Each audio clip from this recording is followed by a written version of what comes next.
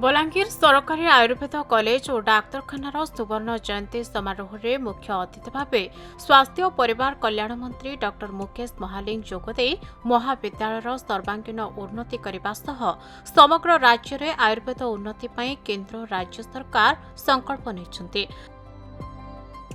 आगामी समय में आहुरी आयुर्वेद कॉलेज और हॉस्पिटल ओडिशा रे प्रतिष्ठा हेबो बोली प्रकाश करने सह आयुर्वेद और होमियोपैथी डाक्तर मानक पई बहुमुखी योजना सरकार प्रस्तुत करुछंती बोली प्रकाश करथिले। सुवर्ण जयंती समारोह में पूर्वतन मंत्री नरसिंह मिश्र, पूर्वतन मंत्री तथा संबलपुर विधायक जयनारायण मिश्र, डीजी सीसीआरएस रविनारायण आचार्य, जिलापाल गौरव शिवाजी इसलवाल, आलुमिनी कमिटी अध्यक्ष डाक्तर वासुदेव पति, महाविद्यालय अध्यक्ष डाक्तर मनोज कुमार साहू प्रमुख मंचासीन थिले।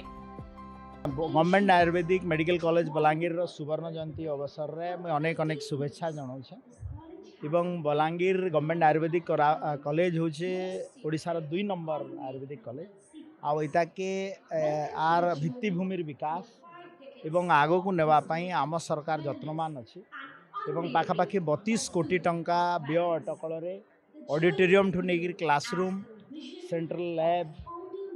तार फार्मासी तार व्यवस्था चली सहित ये आगामी दिन में पंचकर्मर सुविधा मिल ता सहित एठी निदान स्कीम जोटा कि आम विगत दिन में शुभारंभ करूँ एवं सुरुखुरु में चली जो थे कि आम सबू टेस्ट जोटा कि मेडिकल कॉलेज हॉस्पिटल एलोपैथी उपलब्ध होची उपलब्ध हम एवं आगामी दिन में 2-3टा जो इश्यू अच्छी ताको आम टेकअप करूँ जो थे प्रथम इश्यू टेकअप कर सारीछु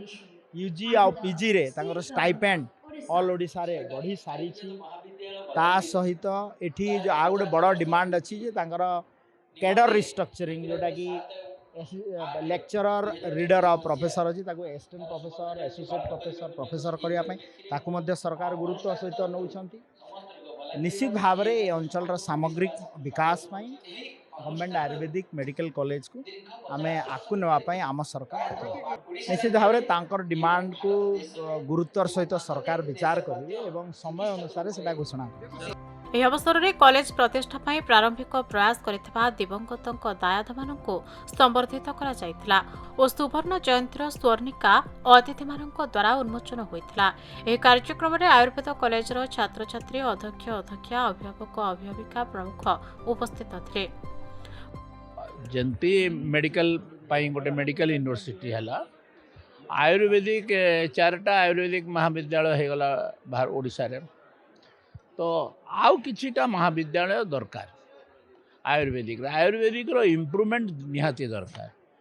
मते तो सर्जरी व्यतीत बाकी सब आयुर्वेदिक टा बेस्ट मेथड बोली लगे तो से अनुसार आयुर्वेदिक को आम आगामी विगत दिन में जेन हिसाब से डेवलप करवार कथा आम ना कर समय अच्छी आयुर्वेदिक को डेवलप करूँ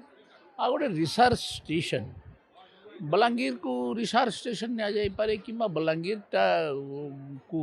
गोटे आयुर्वेदिक यूनिवर्सिटी आकार में परिणत करा जाई पारे एटा मो मंचरे कही से कथाटा मु दोहराऊँ। बलांगीर गुप्तेश्वर पृष्टि रिपोर्ट खबर ओडिशा।